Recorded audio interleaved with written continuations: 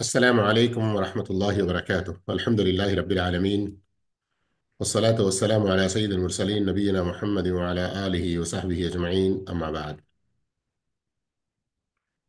ప్రియ విద్యార్థులారా, అల్లాహ్ యొక్క దయతో ఈరోజు మనం సూరతుల్ బaqరా యొక్క వ్యాఖ్యానం తఫ్సీర్లో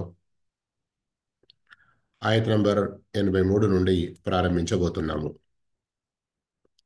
అఊదు బిల్లాహి సమీల్ అలీమ్ మినష్ షైతానిర్ రజీమ్.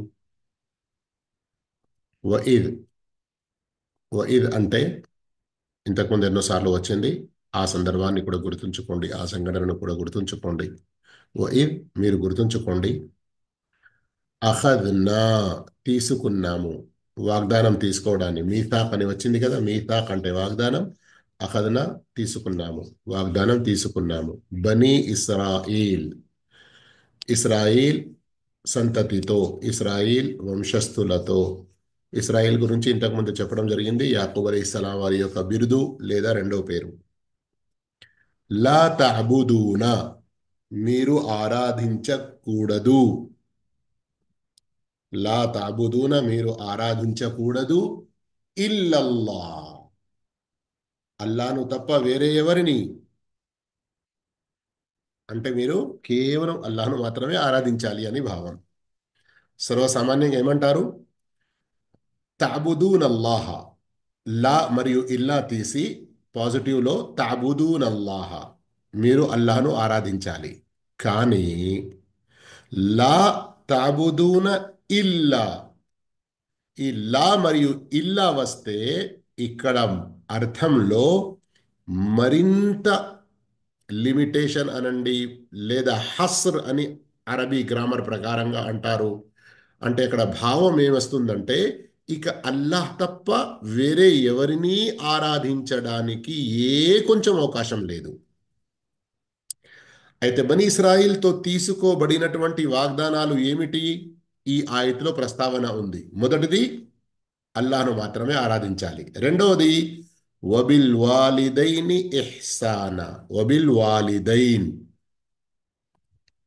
తల్లిదండ్రులు ఇద్దరిని కలిపి చెప్పడం జరుగుతుంది, వాలిదైన్ అని. వబిల్ వాలిదైని ఇహ్సాన. ఇహ్సాన్ అంటే ఇక్కడ ఉత్తమ రీతి, చాలా మంచి పద్ధతి, చాలా మంచిగా వారి పట్ల మనం వ్యవహరించాలి, మెలగాలి అన్నటువంటి భావం. మూడో వాగ్దానం, ఈ ఇహ్సాన్ తల్లిదండ్రుల తర్వాత వదిల్ కుర్బా. వదిల్ కుర్బా అంటే బంధువులు.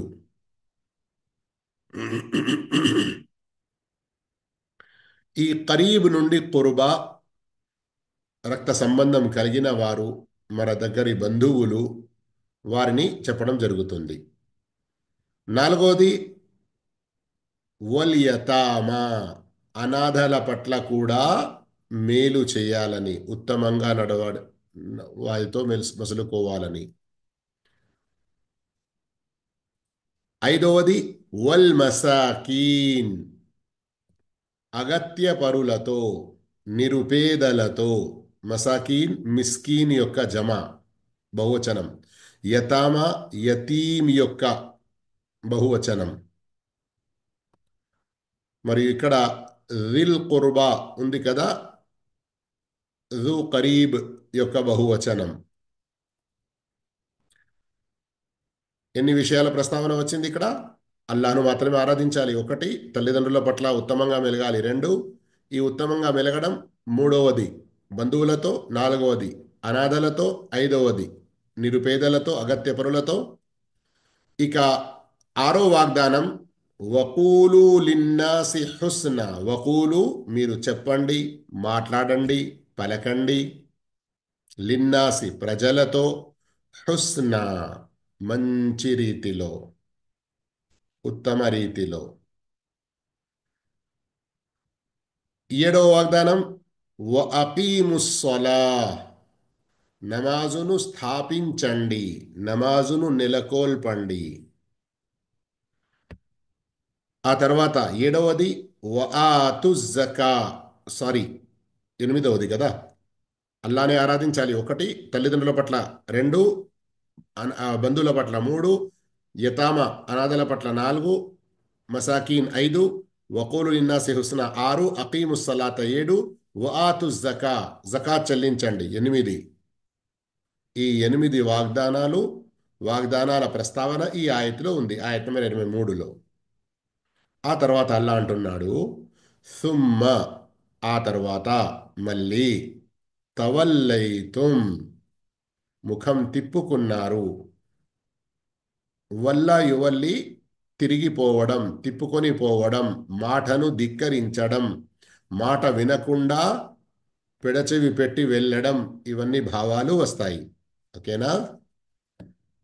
ఇల్లా కలీలం మిన్కుం మీలోని కొంతమంది తప్ప. అంటే ఈ బను ఇస్రాయిల్ సర్వసామాన్యంగా అనేక మంది ఈ వాగ్దానాన్ని తెంచివేశారు, వాగ్దానం ప్రకారంగా నిలవలేదు. ఇల్లా కలీలం మిన్కుం కొంతమంది మాత్రమే. వ అంతుం మురిదూన్ మరియు మీరు ముఖం తిప్పుకున్నారు. ఇక్కడ రెండు పదాలు వచ్చాయి చూడండి, ఒకటి తవల్లైతుం, మరొకటి మురిదూన్. తవల్లా వ ఆరద. తవల్లా అంటే వెనుదిరిగిపోవడం, మరియు ఆ మురిదూన్ అన్న పదం ఆరద యురిదు నుండి వస్తుంది. మురిదూన్ ముఖం తిప్పుకొని పోవడం. సోదర మహాశివులారా, ముఖ్య పదాల అర్థం మీరు తెలుసుకున్నారు. మరియు ఈ ఆయతలో బను ఇస్రాయిల్తో తీసుకోబడినటువంటి కొన్ని వాగ్దానాల ప్రస్తావన అల్లాహ్ రబ్బుల్ ఆలమీన్ చేశాడు.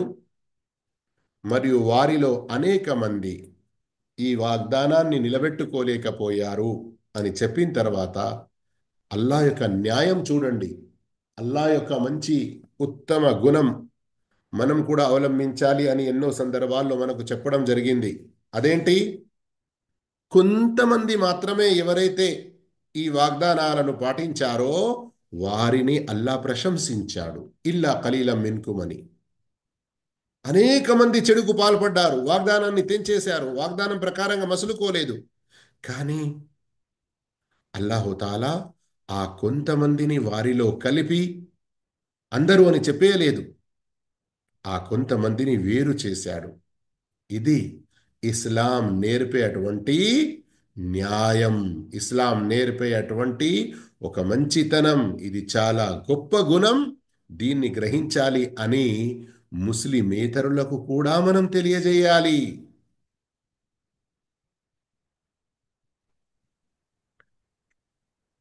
ఇక ఇందులో మొదటి వాగ్దానం ఏంటి? లా తఅబుదూన ఇల్లల్లాహ్. ఇబాదత్, ఆ ఆరాధన, ఒకవేళ అది మా హృదయ సంబంధ ఆరాధన అయినా, లేదా నాలుక సంబంధమైన ఆరాధన అయినా, లేదా శరీరంతో చేసేటువంటి నమాజ్, రుకు, సజ్దాలు, తవాఫ్ లాంటి ఆరాధనలు అయినా, లేదా మన ధనంతో చేసేటువంటి దాన ధర్మాలు, ఈ ఆరాధనలు అయినా, ఆరాధన ఎటువంటిదైనా అది కేవలం అల్లాహ్కు మాత్రమే చేయాలి, అల్లాహ్ తప్ప వేరే ఎవరి కొరకు కాదు. రెండవ ఆదేశం, తల్లిదండ్రుల పట్ల ఉత్తమంగా మెలగడం. సోదర మహాశివులారా, ఇక్కడ గమనించండి, అల్లాహ్ విషయం ప్రస్తావించిన వెంటనే అల్లాహు తాలా స్వయంగా తల్లిదండ్రుల గురించి చెప్పాడు. అంటే హుకూకుల్ ఇబాద్ అని ఏమైతే అంటామో మనం, మానవుల లేదా దాసవుల హక్కులు అని, వాటిలో అత్యంత ప్రధానమైనది తల్లిదండ్రుల హక్కులు. తల్లిదండ్రుల హక్కులు అయితే దీనికి సంబంధించి ఖురాన్లో ఇంకా వేరే ఎన్నో ఆయతులు ఉన్నాయి. ప్రవక్త సల్లల్లాహు అలైహి వసల్లం వారి యొక్క హదీతులు కూడా చాలా ఉన్నాయి. ఉదాహరణకు ఇక్కడ మనం సహీ బుఖారీలోని హదీత్ నంబర్ 527 527 ఈ హదీత్ను గుర్తుంచుకోండి. హజరత్ అబ్దుల్లా బిన్ మసూద్ రదియల్లాహు తను ప్రశ్నించారు, అయ్యుల్ అమలి అఫ్దల్, ఓ ప్రవక్త, ఏ సత్కార్యం, ఏ పుణ్యకార్యం చాలా ఘనత గలది. ప్రవక్త సల్లల్లాహు అలైహి వసల్లం చెప్పారు, అస్సలాతు అలా వక్తిహా, నమాజ్ దాని సమయంలో చదవడం. అబూదావుద్లో ఉంది, అస్సలాతు ఫీ అవ్వలి వక్తిహా, నమాజ్ దాని తొలి సమయంలో చేయడం. ఆ తర్వాత ఏది అని మళ్ళీ అడిగారు, బిర్రుల్ వాలిదైన్, తల్లిదండ్రుల పట్ల ఉత్తమంగా మెలగడం అని ప్రవక్త చెప్పారు. గమనిస్తున్నారా? అల్లా ఆరాధనల్లో నమాజ్ మొట్టమొదటిది. దాసుల, మానవుల హక్కుల్లో తల్లిదండ్రుల హక్కు ప్రప్రథమంగా ఉన్నది. కనుక ఈ తల్లిదండ్రుల హక్కు వారి జీవితంలో కూడా ఉన్నది, వారు మరణించిన తర్వాత కూడా ఉన్నది. జీవితంగా ఉన్నప్పుడు వారి కొరకు దువా కూడా చేయాలి.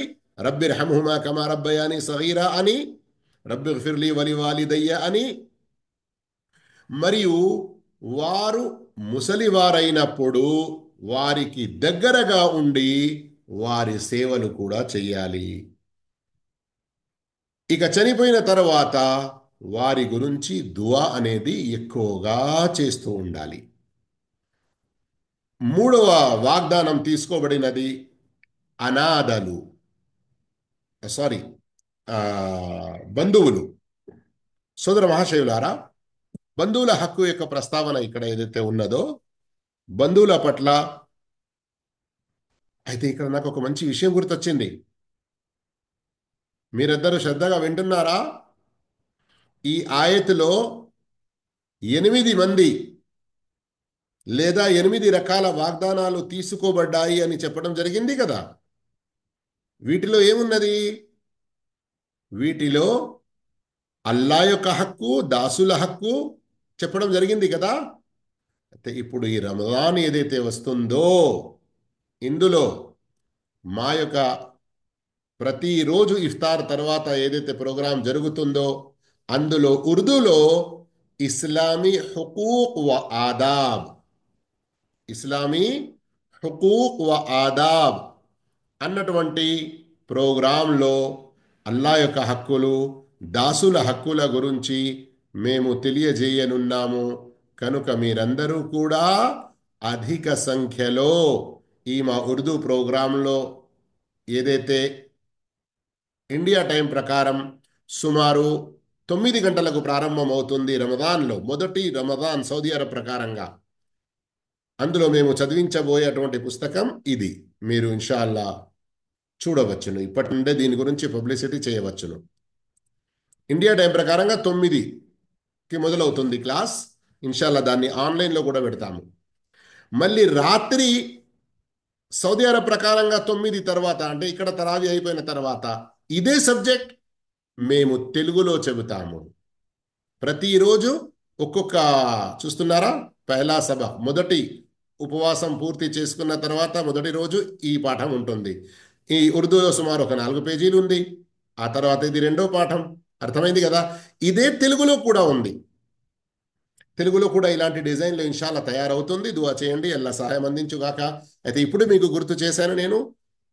ఒకవేళ నేను మర్చిపోయినా కానీ మీరు స్టూడెంట్స్ ఈ విషయాన్ని గుర్తుంచుకొని తప్పకుండా ఆ రోజు ఇందులో పాల్గొనడానికి ప్రయత్నం చేయండి. ఈ సబ్జెక్ట్ మొత్తం ఒక నెల ఏదైతే జరుగుతుందో పరీక్ష కూడా ఉంటుంది. ఇందులో కొన్ని బహుమానాలు కూడా ఉంటాయి. బారకల్లాహు ఫీకుం. రండి మనం మన పాఠం వైపునకు వెళ్దాము.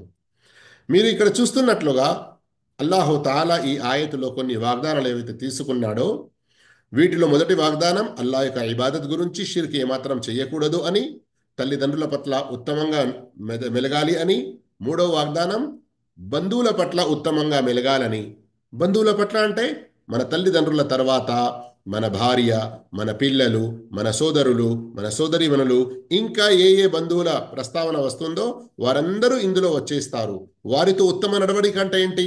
సలాం చేయడం, వారితో మంచిగా ఉత్తమ రీతిలో మాట్లాడడం, వారికి ఏ సహాయం అవసరం ఉన్నప్పుడు వారికి సహాయం చేయడం, ఇవన్నీ కూడా అందులో వచ్చేస్తాయి. ఆ తర్వాత 4వ వాగ్దానం అనాథలు. ఎవరైనా మన సమాజంలో, ప్రత్యేకంగా మన బంధువుల్లో చిన్న పిల్లలు ఉండి వారి తండ్రి చనిపోయాడు అంటే వారికి వేరే ఎవరు కూడా బంధువులు దగ్గరి వారు చూసుకునేవారు లేకుంటే వారిని చూసుకోవడం. అయితే దీని గురించి చాలా ఘనతలు వచ్చి ఉన్నాయి. ఒక్క హదీస్ సరిపోతుంది. అదేంటి? అన వకాఫిరుల్ యతీమి కహాతైన్, నేను మరియు అనాథలను పోషించేవాడు మేమిద్దరము స్వర్గంలో ఇలా ఉంటాము అని ప్రవక్త సల్లల్లాహు అలైహి వసల్లం చూపుడు వేలు మరియు మధ్య వేలు కలిపి చూపించారు. ఆ తర్వాత మసాకీన్, అనాథలు, సారీ, నిరుపేదలు. గమనిస్తున్నారా? నిరుపేదల ప్రస్తావన, ఇస్లాం యొక్క గొప్పతనాన్ని మీరు గమనించండి. ఇస్లాంలో మన సామాజిక వ్యవస్థ ఎంత బలంగా అల్లాహుతాలా ఉంచాడో. ఈ సమాజంలో ఎవరైనా పిల్లలు తండ్రి లేకుండా, వారికి తండ్రి కూడా వెనుక ఏది ఆస్తి వదిలి వెళ్ళిపోలేదు, ఇక వారి తల్లియే వారి గురించి బాధపడుతుంది. అలా బాధపడకూడదు. దగ్గరి బంధువులు వెంటనే వారిని ఆదుకోవాలి. అలాగే సమాజంలో ఎవరైనా నిరుపేదలు ఉండేదుంటే వారిని అలాగే వదిలేయకూడదు, వారిని ఆదుకోవాలి. వీటి గురించి ప్రత్యేకంగా సూర తౌబా యొక్క ఆయత్ నంబర్ 60 కూడా మీరు చూడవచ్చును. ఇక ఆ తర్వాత ఆదేశం, ఆరవది వాగ్దానం, వకూలు లిన్నాసి హుస్నా. ఇక్కడ మీరు గమనించండి, ఇమామ్ ఇబ్న్ కథీర్ రహమతుల్లాహి అలైహి ప్రత్యేకంగా చెప్పారు, కౌలే హసన్ కూలు లిన్నాసి హుస్నా ఉంది కదా, మంచి మాట అంటే ఏమిటి? వారికి ఏ పుణ్య కార్యమైతే ఉన్నదో వారికి తెలపడం, వారిలో ఏదైనా చెడు ఉంటే వారిని ఆ చెడు నుండి ఆపడం, వారి నుండి ఏదైనా చిన్నపాటి బాధలు కలిగితే ఓపిక వహించి వారితో ఉత్తమంగా మెలగడం. అయితే ఇక్కడ గమనించాల్సిన మరొక విషయం ఏంటంటే, అల్లాహు తాలా బనీ ఇస్రాయిల్కు ఇచ్చిన ఆదేశం లేదా బనీ ఇస్రాయిల్ తీసుకున్న వాగ్దానంలో ఏముంది? పూలు లిన్నాసి హుస్నా అని ఉంది కదా. కానీ అల్లాహుతాలా విశ్వాసులోకైతే అంతకంటే మరీ ఎక్కువ ఆదేశం ఇచ్చాడు. ఇక్కడ విషయం గమనించండి, ఏం ఆదేశం ఇచ్చాడు చూస్తున్నారా? ఇక్కడ సూరతుల్ అన్ఆమ్ కాదు, అఫ్వన్, సారీ,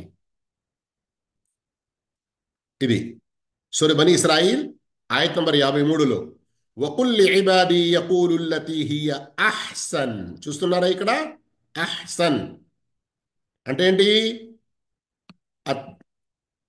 అత్యంత మంచి మాట.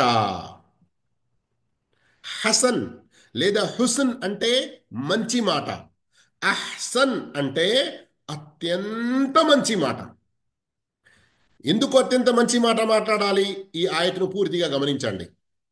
ఓ ప్రవక్త, నా దాసులతో వారు తమ నోట అత్యంత మంచి మాటలనే పలకాలని చెప్పు, ఎందుకంటే శైతాన్ వారి మధ్య కలతలు రేపుతాడు. మాట మంచిగా లేకుంటే ఎదుటి వారికి కోపం వస్తుంది కదా. మాట మంచిగా లేకుంటే ఎదుటి వ్యక్తి మరింత 4 చెడ్డ మాటలు మాట్లాడతాడు కదా.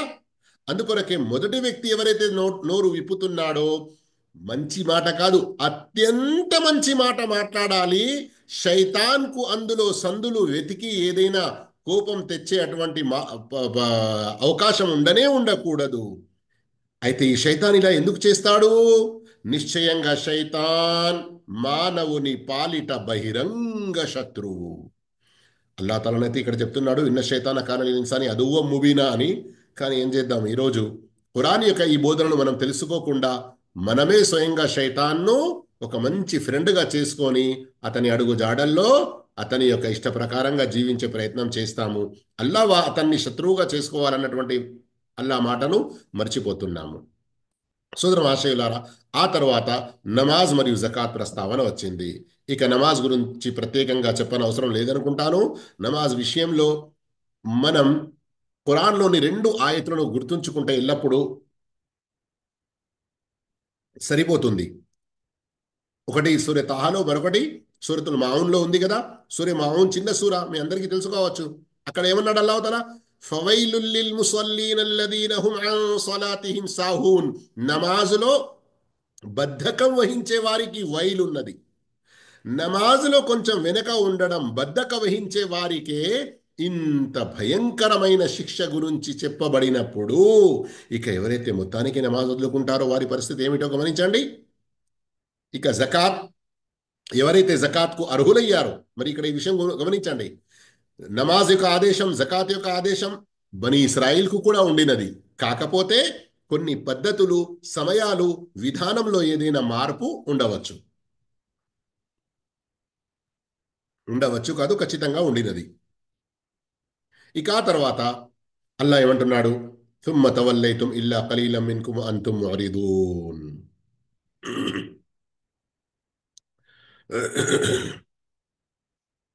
మీలో చాలా తక్కువ మంది ఈ వాగ్దానంపై నిలిచారు.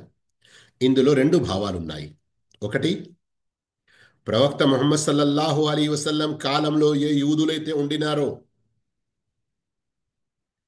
ఆ యూదుల కంటే ముందు గడిచిపోయిన బను ఇస్రాయిళ్లలోని విషయం, వారిలో చాలా తక్కువ మంది ఈ వాగ్దానాన్ని నిలుపుకున్నారు.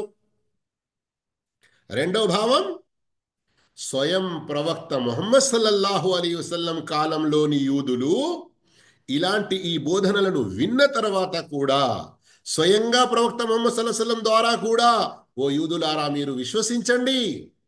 ఖురాన్లో అనేక సందర్భాల్లో ఉంది, యా అహ్లల్ కితాబి ఆమిను, మీరు విశ్వసించండి, ప్రవక్త ముహమ్మద్ సల్లల్లాహు అలైహి వసల్లం వారిని కూడా నమ్మండి.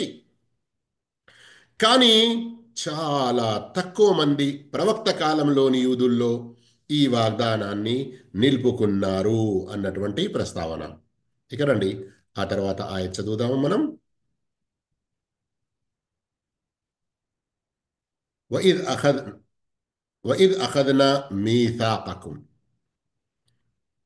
ఆ సందర్భాన్ని గుర్తుంచుకోండి. అఖద్నా తీసుకున్నాము, మీథాకకుం మీ యొక్క వాగ్దానం, మీతో తీసుకున్న వాగ్దానం ఏంటి? లా తస్ఫికూన దిమాఅకుం,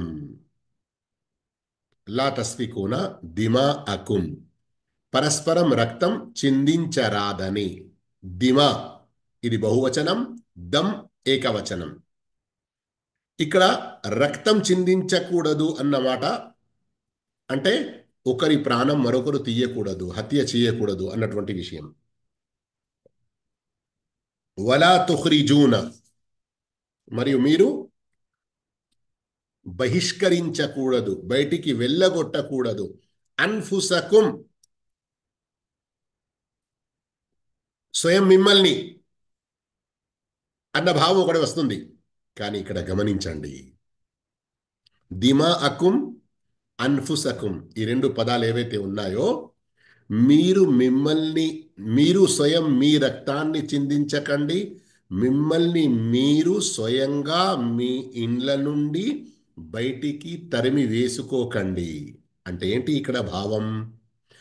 మీరు మీ బనీ ఇస్రాయిల్లోని మీ వంశంలోని వారిని ఇండ్ల నుండి తరిమి వేయడం, బహిష్కరించడం, ఇండ్ల నుండి బయటికి వెళ్ళగొట్టడం, లేదా వారి హత్యలు చేయడం, స్వయం మీరు మిమ్మల్ని చంపుకున్నట్లు, మీరు మీ ఇండ్ల నుండి బయటికి వెళ్ళగొట్టుకున్నట్లు, అది భావం. అర్థమైందా? వలా తుఖ్రిజూన అన్ఫుసకుం మిన్ దియారికుం, మీ ఇండ్ల నుండి, సుమ్మ అక్రరతుం, మీరు దానిని అంగీకరించారు, వఅంతుం తష్హదూన్, స్వయంగా మీరే దానికి సాక్షులుగా ఉన్నారు. అయితే ఈ ఆయత్ దీని తర్వాత ఆయత్తో కూడా సంబంధం ఉన్నది. అందుకొరకే రెండింటిని చదివి ఆ తర్వాత వ్యాఖ్యానం, గుణపాఠాలు తీసుకుందాము. సుమ్మ అంతుం, కానీ మీరే, హాఉలాయి ఎలాంటి వారంటే, తక్తులూన అన్ఫుసకుం, పరస్పరం చంపుకున్నారు, మిమ్మల్ని మీరు చంపుకున్నారు. అంటే ఏమిటి? మీ తోటి వారిని మీరు చంపేవారు. వతుఖ్రిజూన, మరియు వెళ్ళగొట్టేవారు, ఫరీకన్ కొంతమందిని, మిన్కుం మీలోని వారి, మిన్ దియారిహిం వారి ఇండ్లల్లో నుండి, వారి ఇండ్లల్లో నుండి, తదాహరూన అలైహిం బిల్ ఇస్మి వల్ ఉద్వాన్, తదాహరూన అలైహిం వారికి వ్యతిరేకంగా మీరు ఇతరులకు సహాయం అందించేవారు. బిల్ ఇథ్మ్ ఇది పాపం, వల్ ఉద్వాన్ దౌర్జన్యం కూడా. వ ఇయతూకుం ఒకవేళ మీ వద్దకు వచ్చినప్పుడు ఉసారా ఖైదీలు, అంటే ఇక్కడ బందీలుగా ఖైదీలుగా, తుఫాదూహుం తుఫాదు ఫిదియా వారి కోసం నష్టపరిహారం చెల్లించి వారిని విడిపించుకునేవారు. వహువ ముహర్రమున్ అలైకుం ఇఖ్రాజుహుం వారిని ఇండ్ల నుండి తరిమి వేయడమే మీపై నిషిద్ధంగా ఉండినది. అఫతుమినూన బిబఅదిల్ కితాబ్ ఏంటి? అఫతుమినూన ఏంటి? ఇది ప్రశ్న. ఏమిటి? మీరు విశ్వసిస్తున్నారా? బిబఅదిల్ కితాబ్ గ్రంథంలోని కొన్ని విషయాలను, వతక్ఫురూన బిబఅద్ మరియు మరికొన్నిటిని తిరస్కరిస్తున్నారా? ఫమా జజాఉ ఇంకేమి ఫలితం ఉంటుంది? మయ్యఫ్అలు దాలిక మిన్కుం మీలో ఇలా చేసేవారికి, ఇల్లా ఖిజియున్ ఫిల్ హయాతి దునియా కేవలం ఖిజియున్ అవమానం, పరాభవం, ఫిల్ హయాతి దునియా ఇహలోకంలో, వయౌమల్ కియామతి మరియు ప్రళయ దినాన, యురద్దూన మరలించబడతారు, ఇలా అషద్దిల్ అదాబ్ ఎక్కువ కఠినమైన శిక్ష వైపునకు. వమల్లాహు బిగాఫిలిన్ అమ్మా తఅమలూన్ అల్లాహకు మీ చేష్టలు తెలియకుండా లేవు. ఒక సామాన్య అనువాదం చదివి తర్వాత వ్యాఖ్యానం తీసుకుందాము. పరస్పరం రక్తం చిందించరాదని, చంపుకోరాదని, తోటి వారిని వారి నివాస స్థలాల నుంచి బహిష్కరించరాదని మీ నుండి వాగ్దానం తీసుకున్నప్పుడు దానికి మీరు అంగీకరించారు. ఆ విషయానికి స్వయంగా మీరే సాక్షులు. కానీ మీరు పరస్పరం చంపుకున్నారు. మీలోని ఒక వర్గం వారిని ఇండ్ల నుంచి బహిష్కరించటం కూడా చేశారు. పాపానికి, దౌర్జన్యానికి పాల్పడుతూ మీరు వారికి వ్యతిరేకంగా ఇతరులను సమర్థించారు. మరి వారు బందీలుగా పట్టుబడి మీ వద్దకు వచ్చినప్పుడు మీరు వారి కోసం నష్టపరిహారం ఇచ్చిన మాట వాస్తవమే. కానీ మీరు వారిని వెళ్ళగొట్టడమే అధర్మం. అప్పుడు మీరు దాన్ని అసలు లెక్క చేయలేదు. ఏమిటి? మీరు కొన్ని ఆజ్ఞలను విశ్వసించి మరికొన్నిటిని తిరస్కరిస్తున్నారా? మీలో ఇలా చేసే వారికి ప్రపంచ జీవితంలో అవమానం తప్ప ఇంకేం ప్రతిఫలం ఉంటుంది? ఇక ప్రళయ దినాన వారు మరింత కఠినమైన శిక్ష వైపు మరలించబడతారు. అల్లాహకు మీ చేష్టలు తెలియకుండా లేవు. ప్రియ విద్యార్థులారా, యూదులు, క్రైస్తవులు వారు అల్లా యొక్క ఆజ్ఞలను ఎలా తిరస్కరించారు, అల్లా యొక్క వాగ్దానాలను ఎలా కొట్టిపారేశారు, వాటిని ఏమాత్రం ఆచరించలేదు, వాటి యొక్క వివరాలు మీరు ఇంతకుముందు పాఠాల్లో వింటూ వస్తున్నారు. ఈరోజు పాఠంలో ప్రత్యేకంగా మరికొన్ని వాగ్దానాల గురించి ప్రస్తావన వచ్చింది.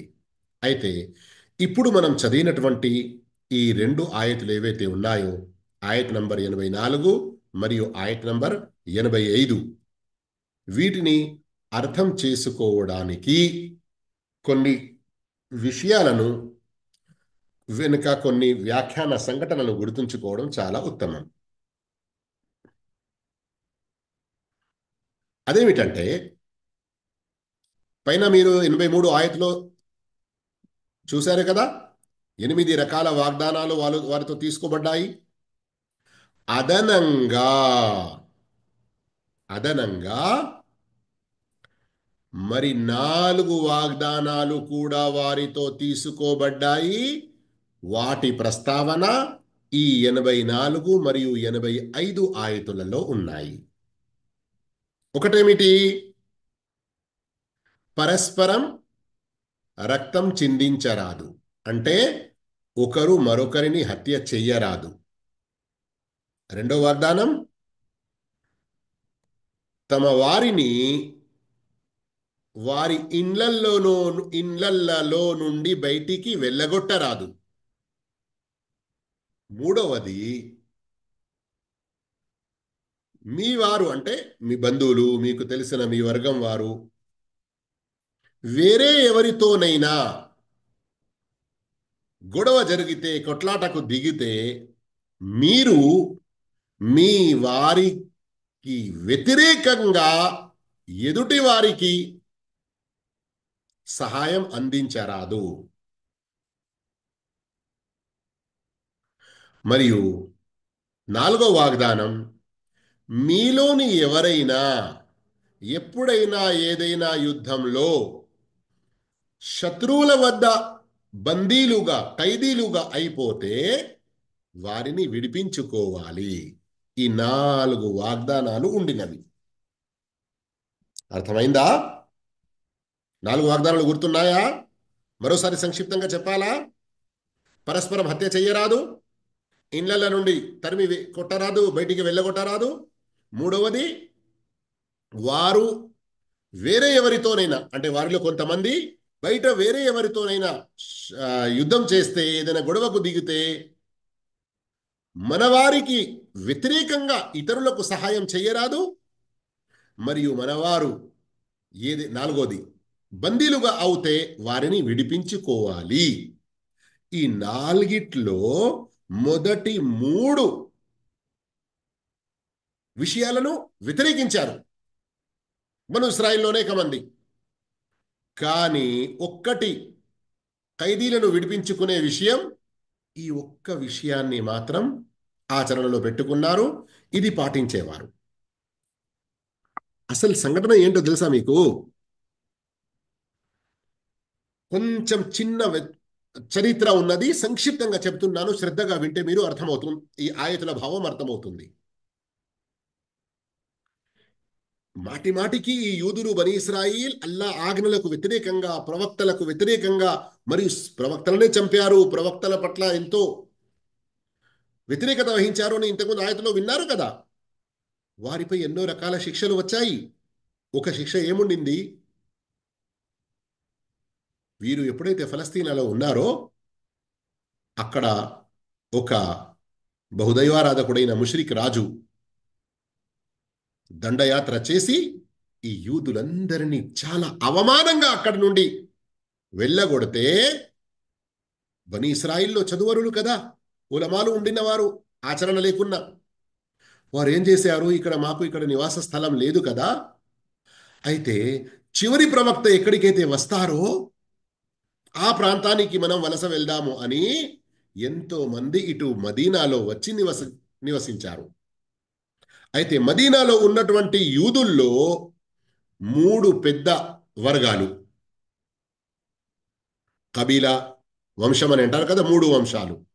ఒక వంశం పేరు బను కైనుకా, రెండో వంశం పేరు బను నదీర్, మరో వంశం పేరు బను ఖురైదా.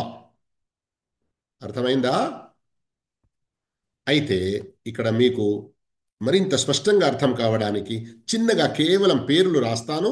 మరియు ఎవరు ఎవరికి ఎలాంటి మోసంలో ఈ ఆయతులలో చెప్పబడినటువంటి విషయాలకు వ్యతిరేకం చేశారో అర్థమవుతుంది. ఒకరు ఎవరండి? బను కైనుకా. కనబడుతుంది కదా అందరికీ? మరొకరు అల్హమ్దులిల్లా బను నదీర్. కొంచెం గ్యాప్ ఇచ్చి ఇలా మార్క్ ఇచ్చి, వీరిద్దరూ బను కైనుకా, బను నదీర్, ఈ యూదులలోని 2 వర్గాలు మదీనాలో ముందు నుండే ఉన్నటువంటి ప్రఖ్యాతిగాంచిన 2 వర్గాలు, ఔస్ మరియు ఖజ్రజ్. అయితే వీరిద్దరూ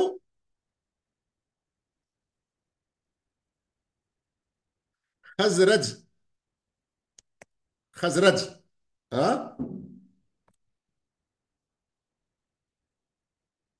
ఈ ఖజ్రజ్ మదీనాలో ఉన్న ఒక వంశం వారికి తోడుగా ఉన్నారు. ఇక యూదుల్లోని మూడో వంశం బను కురైదా. బను కురైదా వారు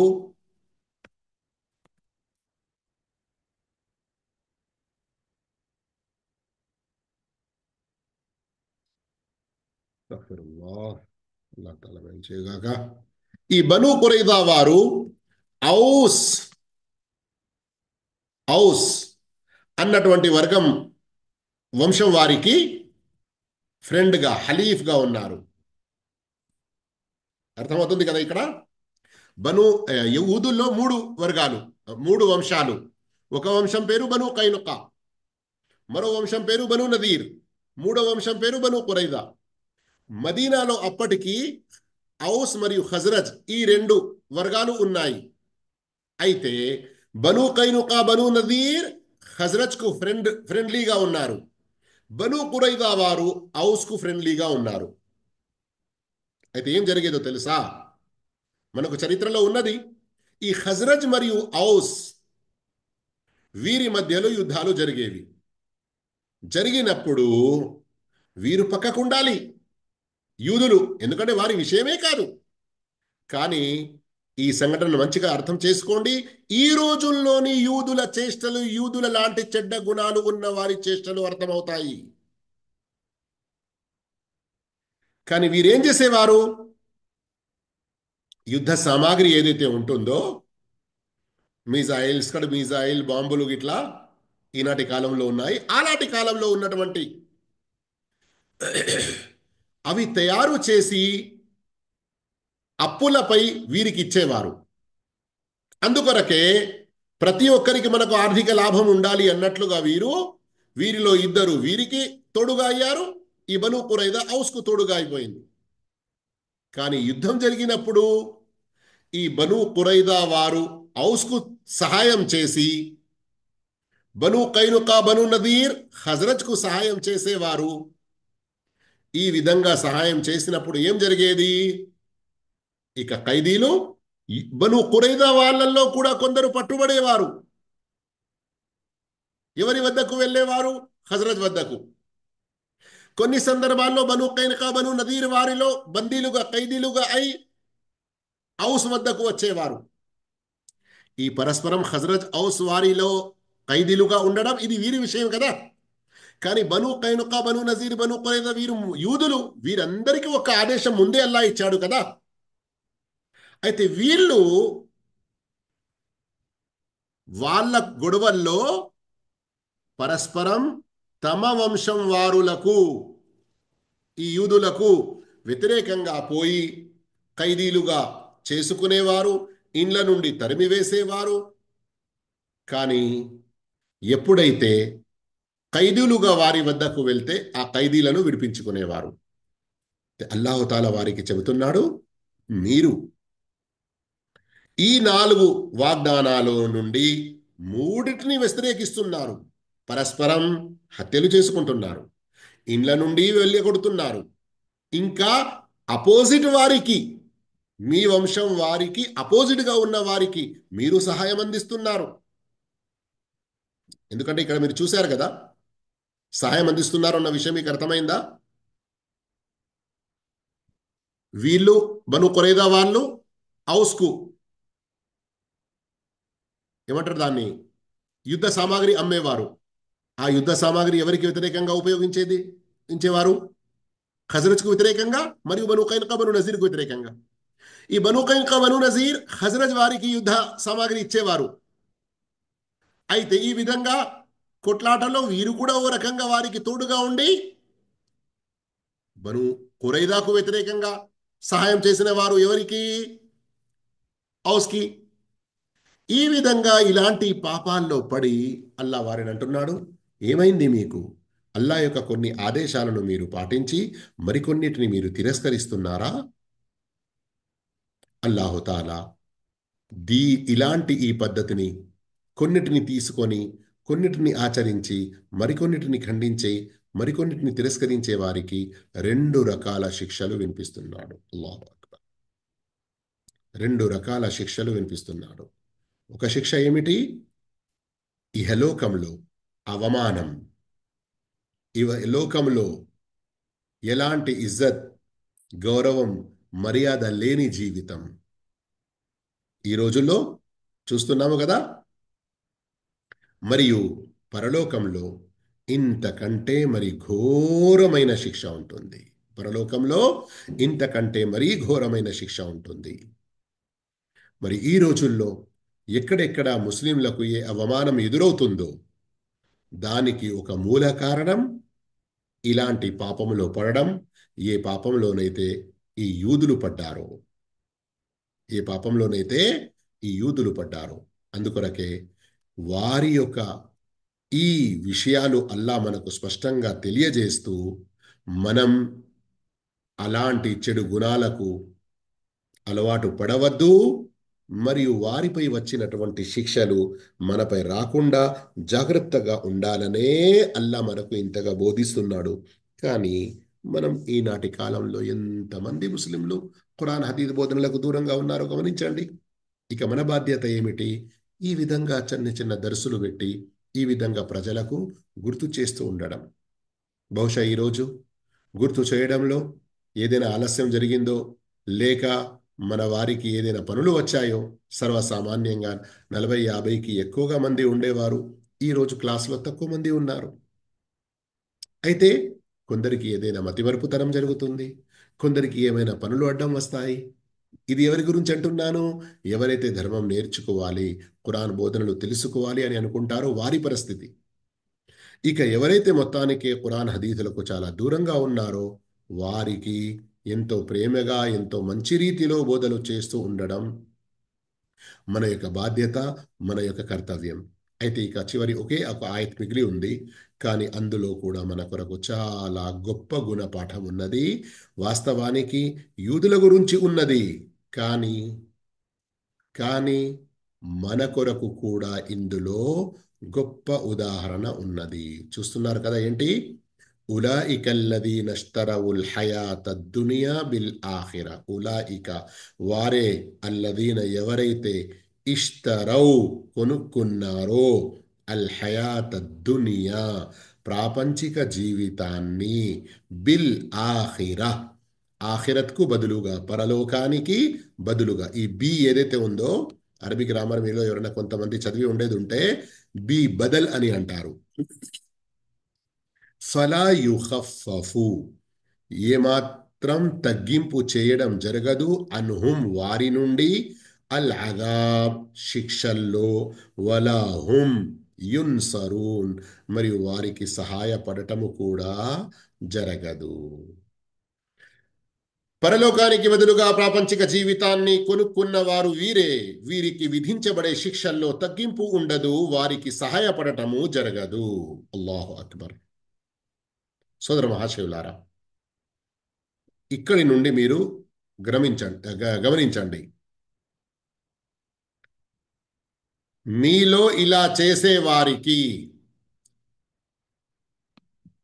మీలో ఇలా చేసేవారికి అని అల్లా తఆలా ఏదైతే చెప్తున్నాడో, ఇక్కడి నుండి కింది మొత్తం రెండో ఆయత్ అంటే 86వ ఆయత్ కూడా పూర్తి అయ్యే వరకు ఇక్కడ మీరు గమనించాల్సిన విషయం ఏంటి? అస్తగ్ఫిరుల్లాహ్. అల్లాహుమ్మ ఇహ్ఫజ్నా మిన్ కుల్లి షర్. అల్లాహుమ్మ ఇహ్ఫజ్నా మిన్ కుల్లి షర్. అల్లాహుమ్మ ఇహ్ఫజ్నా మిన్ కుల్లి షర్ యా రబ్బల్ ఆలమీన్.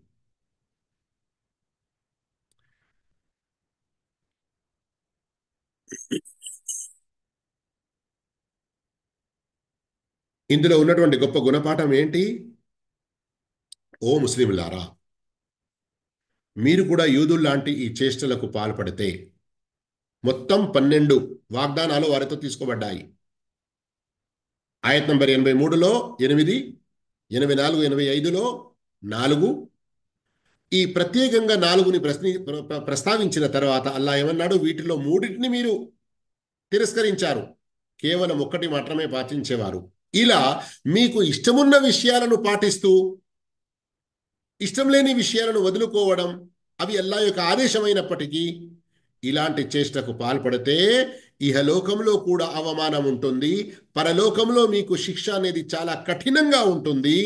మరియు ఆ పరలోక శిక్ష ఏదైతే ఉందో అది మీలుండి ఏమాత్రం తగ్గింపు చేయడం జరగదు. మరి ఇలా చేసేవారు పరలోకానికి బదులుగా ఇహలోక జీవితాన్ని కొనుక్కున్నవారవుతారు. ఏంటి కొనుక్కున్నవారు అంటే ఏంటి అంటే ఇహలోకపు జీవితానికి, ఇక్కడ భోగభాగ్యాలకు, ఇక్కడి కొన్ని లాభాలకు ప్రాధాన్యతనిచ్చి పరలోకాన్ని మర్చిపోవడం, ఇది పరలోకానికి బదులుగా ప్రాపంచిక జీవితాన్ని కొనుక్కోవడం అవుతుంది. ఇక మన ఈనాటి కాలంలోని ముస్లింల పరిస్థితి చూస్తే గమనించండి. ఒకవైపున పంది మాంసం ప్రస్తావన వస్తేనే ముఖాలపై ఎంత అసహ్యకరం ఏర్పడుతుంది కదా. ఏ చీచీచి అది హరాం, ఆ పదం తీసుకోవడం కూడా మంచిది కాదు అన్నట్లుగా అనుకుంటారు.